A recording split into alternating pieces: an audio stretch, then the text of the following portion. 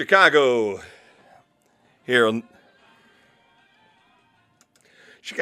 the Q 96.5 FM, 9 minutes after 10 o'clock. And as we do every week around this time, we do a little medical program, and we look at some of the issues around our area that would make sense to discuss, that would keep us all healthier and having a nicer lifestyle and a nicer life. It's all brought to you by the medical specialty clinics of the Bryan Hospital and community health professionals. Today we have a slightly different topic today. It's not one of those, hey, when do I get my vaccines and when do I do this and when do I do that, or what keeps me healthy here or there. Today we're going to talk with a member of the health department here in Williams County, and we are lucky enough to have Brad Price with us. Brad, welcome in today, buddy. All right, good morning. Thanks for having us in. You are at this point in time in the middle of a project that I think is probably one of the most important things that we're doing. I know that a lot of folks maybe don't even realize this, but there are a number of septic systems still in Williams County, and you guys are trying to work with area residents that have those. Correct. So we've done some initial figures off of the list that we get from the auditor's office, and the one we have right now is a little outdated. I think it's about 10 years old, so we're working through updating that, but we're guessing somewhere between 4,000 to 6,000 septic systems in the county. And one of the pieces of the new statewide legislation is that we have to incorporate all of our existing systems into an operation and maintenance plan. So what we've been doing is a series of public meetings around at the area schools, so we can get as much community input as we can and really develop a plan that's going to work best for Williams County. Wow. Okay, let's step back for just a second on that one. How does the state get involved with something that maybe some folks in the area think is more of a local, just a local issue? Local issue, yes. Yeah. So we had some of the history that we kind of put together for the meetings, just for general purposes, kind of a how we got here kind of thing.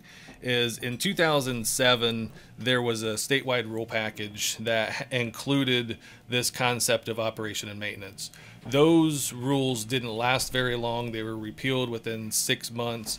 All the rules were rescinded from that, but that concept of operation and maintenance stayed in place. So as a whole, Ohio has never really had a mandate to take care of an individual septic system. There are jurisdictions, there's counties out there that have had a program in place here and there, but never a statewide plan to do this. So as they move forward from 2007, there were a few changes in the laws in 2009 and 2010. And then in 2015, they finally got to the point where they passed new rules again. And included with that, it's circled back around to this idea that each county is responsible for developing an operation maintenance program for their county. Yeah. So even though it's a statewide mandate, each county is responsible for their own plan.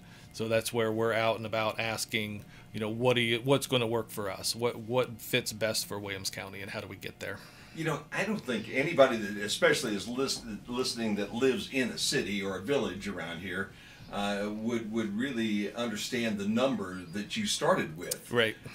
Because it's almost unfathomable for somebody that lives in Bryan or Montpelier or Edgerton or Eden or wherever it might be to think that there are people that still have septic systems in 2018. Yeah, how many of them are still out there? Yes. And we're still mainly a rural county, and if we look at sort of the history of how we developed here, if you look at census data, just the raw numbers without excluding out cities and villages and things like that, we have vast majority of our homes that were built from 77 and earlier, which was the last round of statewide rules before 2007. Okay. So we have a lot of our systems that were put in prior to regulations also.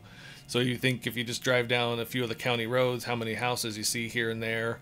You get a little further out, there might be 1 or 2 farmhouses, maybe a few new constructions. You get a little closer, and you'll notice, from when you were a kid and it was all fields, now there's 5, 6, 7 houses. And then you take that across all the roads throughout the county, and with the rural population has really grown significantly.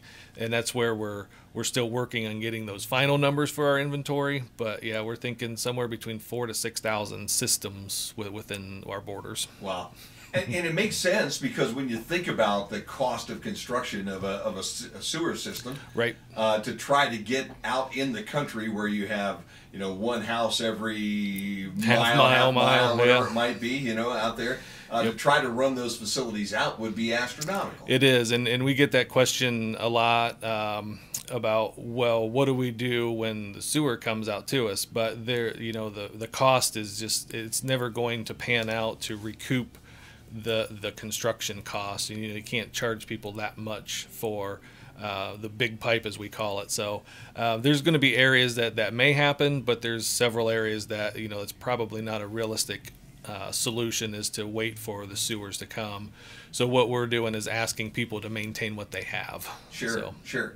Now, just from a general viewpoint, a septic system that's well constructed and well maintained, it's a reasonable way to take care of human waste at that point. Right, and one of the big shifts has been from disposal to treatment. That's the sort of ideology of where we used to be in the 70s and prior, with as long as you don't have any kind of backup and everything's flowing, that the system's working, and that was disposal. So now you've disposed of it, it's on down the line, and you don't worry about it. And over the years, the science shows that that's probably not the best way because of those densities. We have more houses out there. Okay. We don't get the dilution that we used to. We're running through field tiles and surface drains and things like that. To now, they're what we put in are considered treatment systems, and we're using the soil that we have for treatment. So if you maintain a system, on average, you should get, we go 40 years as sort of the best case scenario, and then there's a lot of factors that can shorten the life of that. So, a well-maintained system that we're putting in today, we expect to last 30 to 40 years. Wow, okay. Every time you talk septic, I don't know whether you ever watched the Red Green show. I've seen it in the past, yes. Okay, because they've always got the guy there that is the septic guy that goes out with a big truck and everything and sucks everything up and deals with things. And you think about that. Now, so for the uneducated, because obviously I've never been around a septic system in my life. Right. Okay. Let's go back to the basics, okay? We've got a farmhouse out in the middle of the country. We have 3 bathrooms in the farmhouse because we got 8 people living at this house. Right. And they all have to use the bathroom on a regular basis, hopefully. Sure. Okay. Yeah, right. Otherwise they're probably Keep in them talking going. to somebody at the medical clinic. That's right. At Bryan Hospital. And it's a different conversation for the day. Exactly. So basically, let's go back to that. How do we get started with that? How do you put in a septic system? And let's go through some history. How do they, when in 1800, what was a septic system look like, and then how do we get to where we are right now? So we've sort of transitioned from, and we'll just call it a tank for general purposes, but there's a lot of them that were just barrels or crocks or something built in place for that initial settling out. So you have your home that's plumbed in. The older homes, you may have only had the stool and possibly the tub connected to that tank. Okay. So laundry went one way, the kitchen sink might have drained another way. Whatever else you might have had wasn't viewed as something that needed to go through the tank and then on out for disposal. So those original systems were just essentially a settling chamber of some sort or tank. Okay. And then they had a discharge line that went wherever the closest point was. So that's why you'll see a lot of the old houses are built on high spots, or they're built up. So then they flow into that, and then wherever the gravity takes them is probably where that outlet goes. And would that traditionally, in the good old days, go onto a creek or something like that? Yeah, probably generally? a ditch, creek, stream, something like that. And then you're as you get some of that settling and you carry out what we call effluent out of the tank. So what's coming in is influent, what's going out is effluent. So as that effluent rolls on down the line, it might connect to a series of field tiles. It might just go straight out, and then it would eventually outlet into a ditch or creek or whatever the closest point was to fall out. So. And when you think about one house every mile or so, we were kind of talking about that earlier, that wasn't that big of a deal. Sure, so you get, you get all the water that's carrying down those streams and ditches, you get dilution out, you get some natural die-off. It wasn't a problem until the population really started to grow. So as you get more houses out there and more of those tiles popping out into our waterways, they transitioned into filter beds and leach fields. So now we got to do something with this before it gets to that end point. So you put, now your primary section or component becomes that tank. So that's going to give you your settling and kind of kickstart everything. Now we want to do something with it before it gets to a body of water. Yeah. So we would put in a filter bed or sand filters or whatever that looked like at the time. And we've kind of transitioned from single filter beds to double filter beds to leach fields, and now we're all on-site system, so nothing leaves the property anymore. Wow. So as you kind of transition through your population growth and as science progresses and more studies are done, the systems have sort of evolved with that. The problem we had with in 2007 was they tried to shove 30 years worth of those updates into one rule package, and it was too much too soon. I mean, it was too much to handle, and the legislators realized that, and they acted on it by pulling that back. So, what you're really looking at is every one of those tiles that you pull out of those ditches. So if you get a disposal system transitioned over to a treatment system, that's one less source of pollution or nutrient loading. And that's the big buzzwords now, is nutrient reduction, right? So we're in the Western Lake Erie watershed. You know, our aim for all this is to play our small part in that nutrient reduction program that a lot of other agencies are working on. EPA, the Soil and Water Districts, Ohio Department of Health, Department of Agriculture. This is our way to contribute to that overall goal of pulling down those numbers, those nutrient loading numbers. So part of that waste is part of the issue that we have in the greening of the Great Lakes. It is, and it's a small piece. You know, initially when, you know, because the blooms have been around for a while. Those harmful algal blooms that they talk about have been around. It's not an Ohio problem. It happens everywhere. What we're seeing now, it's just more significant, and we have there's a lot of research going on right now. The initial phase, there was a lot of the questioning: who's responsible for this? Is it industry? Is it agriculture? Is it septic systems? Is it, you know, whatever it is? And the answer is it's all of them, in varying degrees. So whatever each one of those contributors can do to minimize that, it's all going to have a cumulative effect at the end to minimize that. It's not going to eliminate them. The blooms have been happening, but hopefully they can get to a point where they're not as severe. Sure. Yeah, and I think that's the only thing that you possibly can do, really. Yep. You know? You're doing mitigation to minimize those risks. And so. I think a lot of people who maybe are listening to this at this point in time sit there and say, "Oh my gosh." Okay, right. I never thought about something like that. But I think we also have to understand that manure has been a fertilizing product in this area and all over the world. Yep. Since long before we were ever here. Yep, and still is. Yep, long before we ever considered adding chemicals to it. That was the way to do it. In the current research, and there are a lot of people that can speak to this better than I can, but what they're really looking at now, and with the Senate bill that they put out a few years ago on the application, is when and where to apply. Yeah. So, you know, watching for rain events, watching for spreading over tiles. And the big thing with spreading over a tiled field would be its lost product too. So if you spread on a heavy rain event and it all washes into the tile and carries out, not only did you lose your product, but you put it back out where you didn't want it to go anyway. Yeah. So it was like you might as well not even have done it. Yeah, so, no doubt. So that's why they're trying to change those practices, and they're going from surface application to actually applying and incorporating that, which means they would actually inject it or turn it over and get it, you know, from the surface of the ground. So if you do get an unexpected rain event, it doesn't wash off. It's going to hopefully soak in a little bit. So yeah, I mean, I think the good old days when you think, and there have been times when you hear the horror stories of them applying manure to a frozen field, right? You know, where it can't really saturate into the ground at that point in time. I think those days are behind us, though, because I think most of the farmers understand that. I mean, if you want to talk to a guy that understands his money, exactly, go talk to a farmer. Yeah, and people that are interested in taking care of what they have. I mean, you're talking about the soil is their livelihood, and the better you can maintain that, the better off you are. So as as productions change and you're looking at yields and things like that, they're going to maximize those as much as they can. So it makes sense to take steps before you get to that point to make sure that the soil is as in good a condition as it can be. Yeah, no doubt about that. Well, man, we're covering some ground here. We are. We are. You are a wealth of knowledge. There's a lot more. Brad Price is our guest right now. He's from the Williams County Health Department, and they have a series of meetings going on right now around the area that we've been trying to promote, and we will continue to promote here today.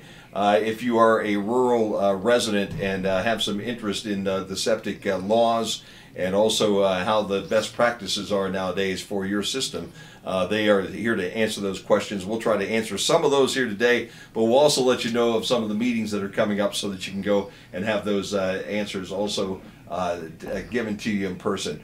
Right now it is 24 minutes after 10 o'clock. We have to pay some bills, so we'll step away. We're in the middle of the medical hour, all brought to you by the medical specialty clinics at the Bryan Hospital and the community health professionals. West Ohio's largest trailer dealer with over 300 trailers. This is working pretty easy. Yeah. Race trailers and custom toter homes to open deck car trailers, stuff trailers, landscape trailers, and equipment trailers. But they don't just sell trailers, they service them. Add options and do Bombarded with junk calls now. Jeez. It's amazing how many you get from like the local numbers. Yeah. It's just crazy. It's terrible. Yeah. And we talked with our IT guys about the email spoofing too. So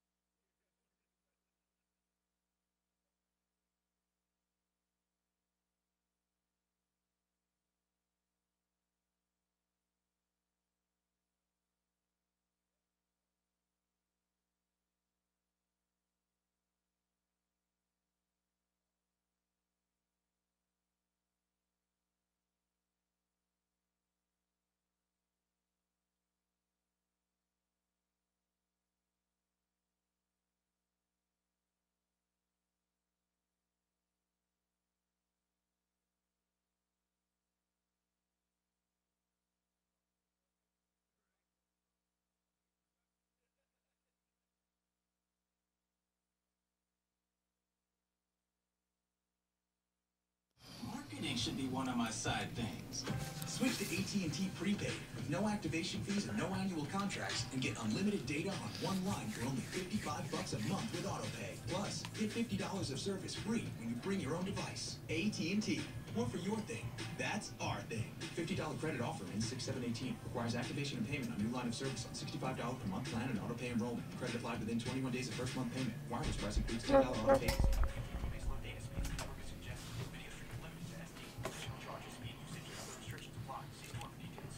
Welcome back into the medical hour here today on a Wednesday, all brought to you by the medical specialty clinics at the Bryan Hospital and the community health professionals.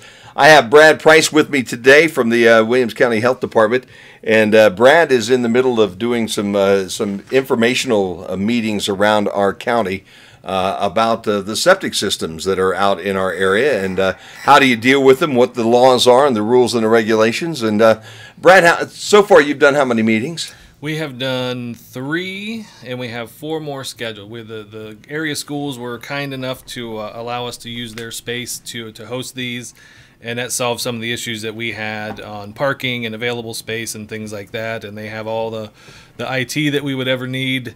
So we have already been to Bryan, North Central, and this past Monday at Eden, and we've had pretty good turnout so far. And tonight we will be at Montpelier Schools in the cafeteria, and then next week we will be at Hilltop or Mill Creek West Unity, whatever your preference is, on May 7th. So that's next Monday in the Commons area. May 9th will be Stryker Commons, and the 16th will be Edgerton High School in their Commons area. And the Commons, I believe, are the cafeteria, auditorium type multi-use rooms that they have in most of the schools now. And all the meetings begin at 7 p.m. Yeah. So we just set that across the board. We know we're missing a few people.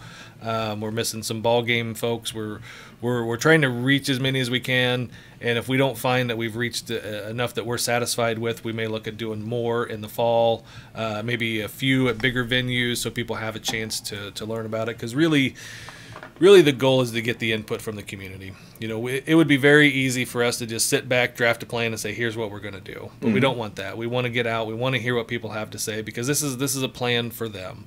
So as we're tasked with incorporating everything into what we'll call our operation and maintenance program, we need to know that it's going to be successful, and the best way to find that out is to ask the people that it impacts. Yeah, no doubt about that. And I think it's important for us to point out as well that this is not a regulatory type meeting. You're not going to walk in, somebody's not going to walk in the door and Brad Price is going to go, okay, cuff him and stuff him. That's right. Yeah, we're not checking addresses. You don't have to sign in and leave your contact info.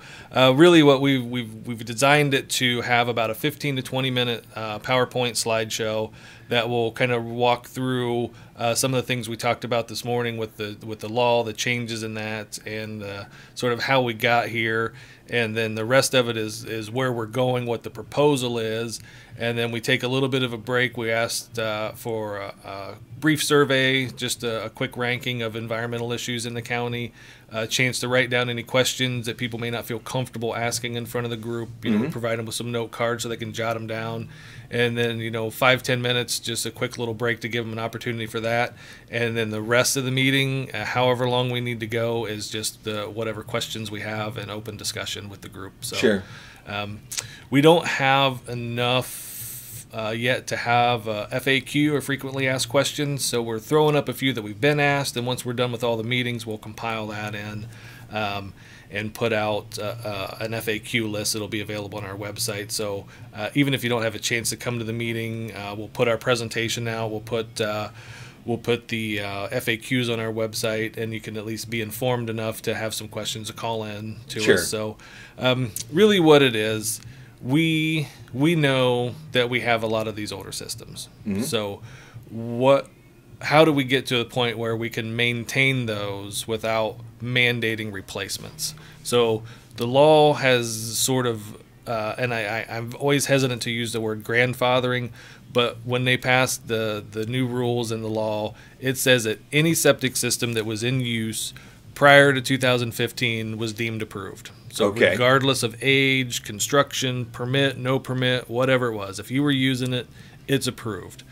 So the intent is for to have homeowners or property owners be responsible for their own system. So the legislators were very clear that they didn't want the government dictating all this. They wanted people to be responsible for it. So the owner, it's just, they want it to be a component of the house, a major component like the roof or the furnace or the air conditioning.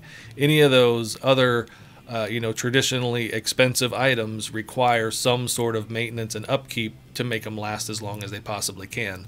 So that intent is really how we're crafting our plan. We're going to be as hands-off as we can as long as people are maintaining their own systems. The only time that we are required to do an inspection is if a property owner does not get an operation permit or if they don't show that they've maintained it. So other than that, it's up to the homeowner to show us how they're keeping up their system. So it's really crafted for the community to sort of regulate itself. Okay, I have it. Now, you just said an operational permit here a minute ago. Yes. So somebody that has a septic system right now has to have a permit here in Williams County? Eventually they will. So the way they wrote it is any new construction, any newly altered system, anything that we do under permit now automatically enrolls into that operation and permit. So they get an installation permit, and at the end of that they're getting an operation permit. So they're already kind of in the program. The second piece to that was we have to go back and incorporate all of our existing systems into the same program. So our permit will be a 5-year permit, and then we're kind of breaking the county into fifths to accommodate that. So we'll hopefully the goal is to have the whole county sort of inventoried and under permit in 5 years. Yeah. So big job. I don't think that'd be a big job. And we'll work with some other agencies and things like that to get that list as complete as we can. We know the auditor is a really good source because they've got all the parcel data, so we can pull addresses from there. The engineer's office has their sanitary districts mapped out where we've already pulled in sewer or some sort of collection system for our subdivisions like Oak Meadows, the Lakeland Woods we talked about. Sure. And then we'll pull out all those sewered areas or places that have their own standalone systems. And then what we're left with will be our rural properties that should be served by a septic system. And then each one of those are the ones that will eventually have an operation permit for that system. So the permit itself is $50 for 5 years. So essentially $10 a year. And what that'll do, that those funds all stay local. That's all Williams County money that will come right to our office, and it'll probably just pay to implement the program. Yeah. Because we'll do the tracking, monitoring. We're working out the details, and that's what we want is the feedback on this is the groundwork. This is where we're at. But what does that look like? What does maintenance mean in 5 years? What do you have to do to the system to be able to, renew that permit in 5 years and say that you've done something to it? So, sure. You could pump the tank, you could have an inspection or evaluation done. There's other little pieces, and then we have to look at the time frames on that. What's realistic to have that all done? Yeah, and it seems to me, in listening to what you're telling me at this point in time, you guys are taking a very gentle approach. I mean, this is not something that you're trying to be the Gestapo coming in and yes. Looking over somebody's shoulder and saying, "Up, fine, jail, jail, jail." Exactly, and there, with that little piece of the law that basically says if you got it, keep it up, and it's approved. Sure. There's only a few exceptions to that would require an immediate replacement, and that would be if that original dwelling or house or whatever it is removed or replaced. Okay. So we replace the house or replace the system. That's been a long-standing practice of our office anyway, so nothing's really changed there. Yeah. So if it's an old trailer, an old farmhouse, and it gets demolished or something new pulled in, that's always been an upgrade point. So we're really not changing that.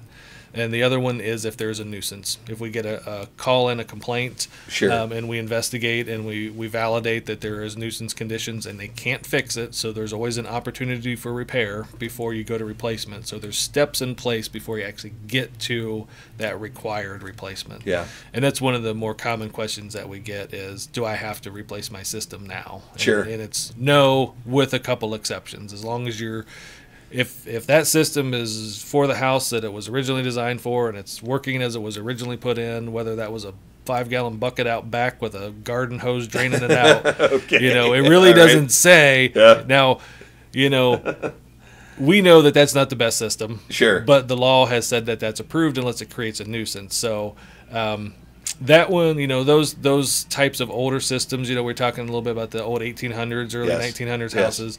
Those systems are probably more likely to have failures or nuisances just because of the age of them. But we're not going to go out looking for them. Yeah, That's okay. the intent is to not go door to door at this point. So What's the likelihood of one of those 1800s homes still having the original septic system? I would say pretty high. Really? Depending Okay. on if it's stayed in the family or not stayed in the family, if they've ever done any updates. Sometimes what you'll find is if they remodeled or added on, at some point they at least put a bigger tank in. Okay. And okay. they might have used that existing discharge line. But as far as a full upgrade and replacement, it typically doesn't happen. And that carries through, you know, from those all the way through in houses built in the 70s and 80s. Sure, You know, they're sure. gonna, most of them are going to use what they have until it doesn't work anymore. Yeah, if it's and then not they broke, replace don't fix it. Yeah, Right. I got Yep, you. Right. I got you. I know you don't have a complete list of frequently asked questions, but you've answered a couple of them, I think, right now. Right. Are there a couple more that come to mind at this point in time? Yeah, we've heard. Let's see. I brought a few notes with me. Let me There you take a go. look.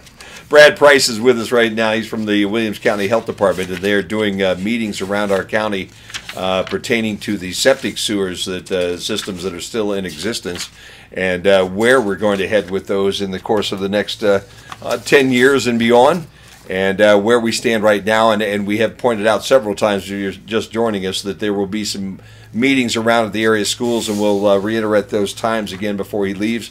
And I think the most important thing is, if you have a question, this is not a legal situation. This is an informational meeting. Nobody's going to go in and have to replace a system or be fined or in any way humiliated because of what they have. This is all information that the county is trying to accumulate. And so Correct. some of the other questions that you've heard in the meetings right now. Yeah. So what we've got as we go through this and what that maintenance means, what kind of activities would qualify as proof of maintenance or evidence of maintenance is. When that tank gets pumped, we get a report back on that. So there's a form that those guys have to fill out with some level of detail, and then homeowner gets a copy, and then we get a copy. So the question has been, what are we doing with those reports? What's happening? Is there something on there? And the flip side of that was from the industry side. Mm-hmm. The guys doing the work want to know what we're doing with those reports too. Okay, sure. Because that could impact business. So Sure. they don't want to.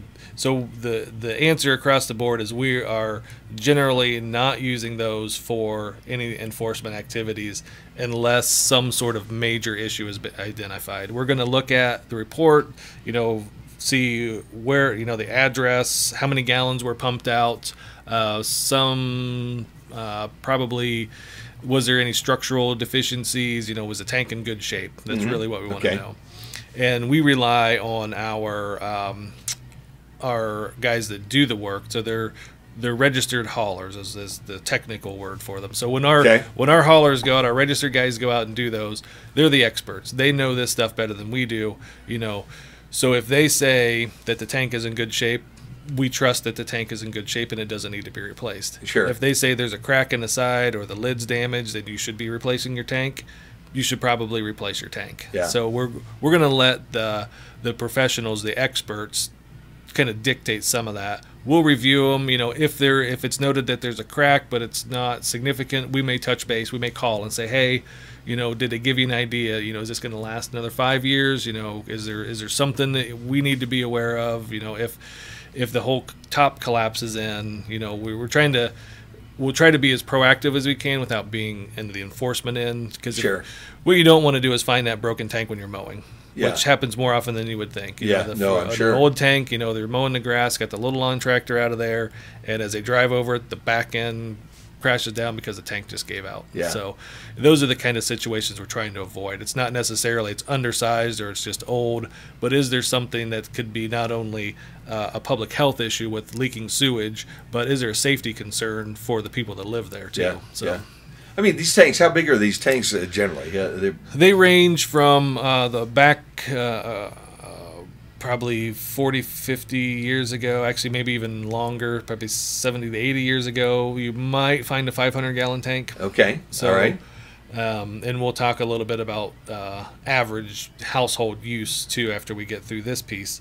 So they went from that to somewhere around 1,250 to 1,000 in that range, and most of them that we put in now are either 1,500 or 2,000 gallons. Wow. So as you think about the daily water use in a home, the State Department of Health uses an average daily number of 400 gallons per day. Wow. So they say that each home in general uses 400 gallons of water a day. That either goes to sewer lines or septic systems. Okay. So when you think about a 500-gallon tank, you're filling that up almost daily. Yeah. Now we know just from general practice that that's a really high number. Most people aren't coming anywhere near that 400 gallons a day.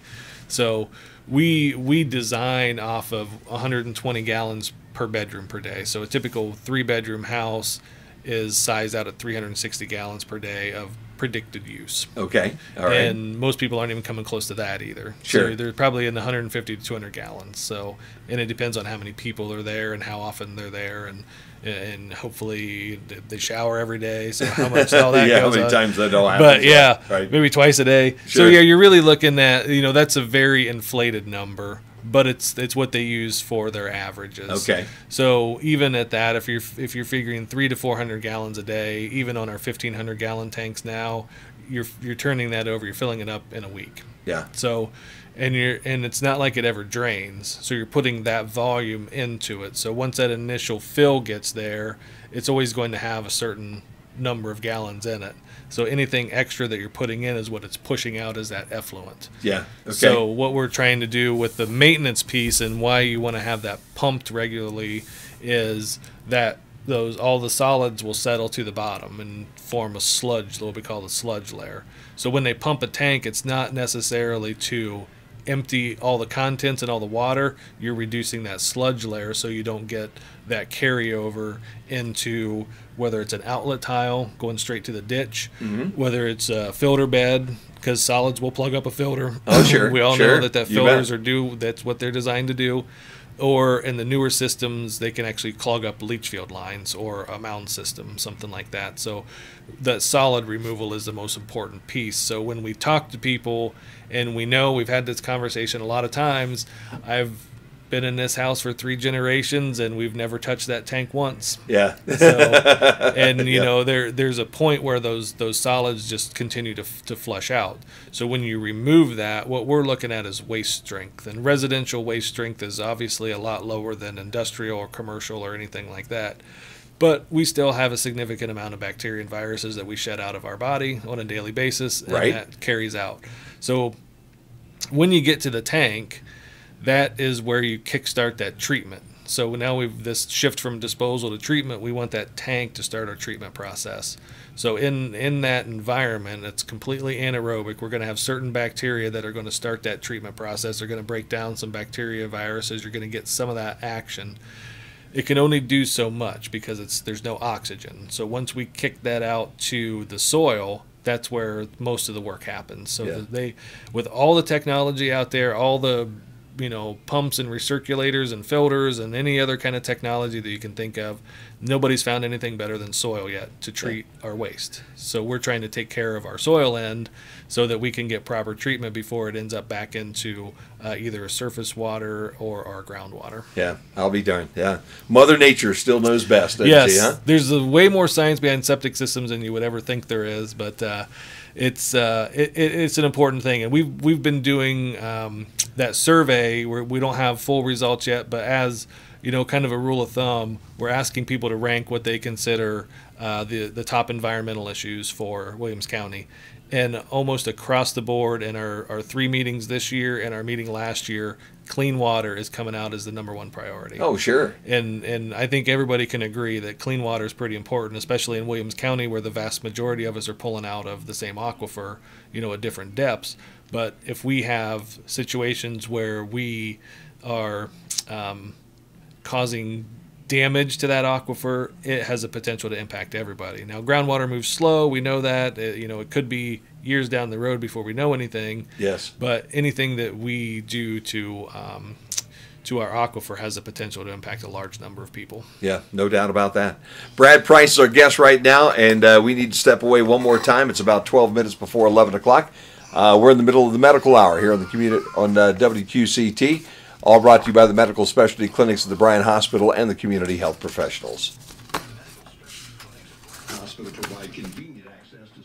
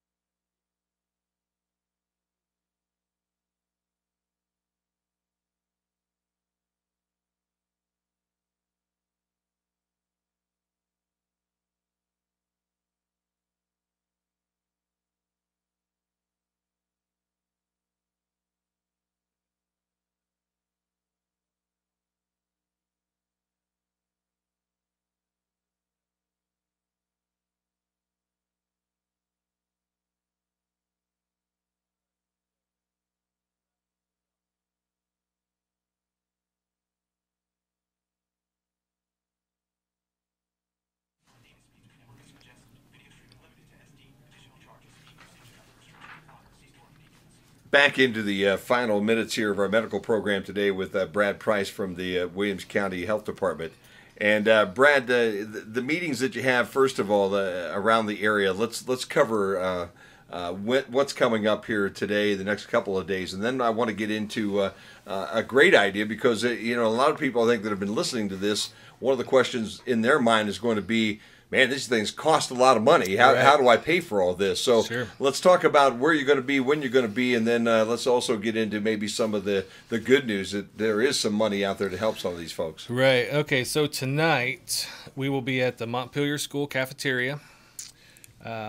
Next week on Monday the 7th, we will be at Mill Creek West Unity School in their commons area. And then Wednesday the 9th, we will be at Stryker Schools and their commons area. And then we will wrap up our meetings with the schools or at the schools on the 16th. So Wednesday the 16th at Edgerton, and that will be also their commons area. And again, the commons, I believe, are their cafeteria, auditorium type areas. And all the meetings start at 7 p.m. Sounds good. Now, to repair and replace some of these systems can be thousands, I'm sure. Yeah, we're seeing an average cost of somewhere between 10 to 14, so we usually throw out 12 as the average. Mm-hmm. Okay. So and for the average person, that is a lot of money. That's a lot of money. Yeah, I don't know too many people that have $12,000 just sitting around to upgrade their septic system. And that's where, when they're talking about viewing this as a major component of the house, this is why. Yes. It's a big ticket item that if you maintain it, it'll last longer. It's like changing the oil in your car, rotating the tires. Anything you can do stepwise, preventative, it goes to the long run. So what we've had to help alleviate that is Ohio EPA a few years ago started offering money to local health departments, which was huge because usually EPA money, it comes from the federal level to the states, and they use that for infrastructure projects. So it's usually municipal water and sewer. Okay. Ohio EPA recognized that we have an issue with Lake Erie, with certain places. Grand Lake St. Mary years ago had a huge algal bloom. Oh, it was horrible. So as EPA was looking at that from their perspective, they decided to allocate some of their funds to local government agencies, as they call them. So as a local government, you could apply for funds for residential septic systems, which was a first. They'd never done it before. So we decided that we couldn't pass that up. So with the first year we applied for, I think actually I don't think we did the very first year because we weren't sure what it meant. We didn't know what all that meant. So the second year we applied for $100,000. We didn't quite get through all of it. I think we spent around $70,000 of it, so we still had some room to work. But it was new, getting the word out, promoting it, that sort of thing. We're trying to get through it. So for this year and next year, we have over $500,000 to use. Wow. Okay. So we looked at it as we couldn't leave $600,000 on the table for a 3-year period. So we have $300,000 available this year and $200,000 for 2018. And what it'll do is pay for 50 to 100% of a failing septic system based on income guidelines. Yeah. And we have flyers on our website. We put them out on our social media. I believe that the commissioner's office has been kind enough to share it off of their Facebook page also. And we're trying to drop off flyers. So each meeting we're taking out a handful of these. And what it is if you qualify financially at a certain level, we will bid the project out. We'll go through all of that work, and then your financial responsibility is based off of your income level. Wow. So just as an example, a family of 4 could make up to $72,900 as a household. So combined total household income of almost $73,000. And still qualify for 50% of their system to get paid for. Yeah, that's pretty impressive. Yes, and that would be a big help. There's no doubt. It is, and we've had since that first year, I think we were able to help 6 families with that. This year already, we have 7 that are going to be bid, with another handful on the way.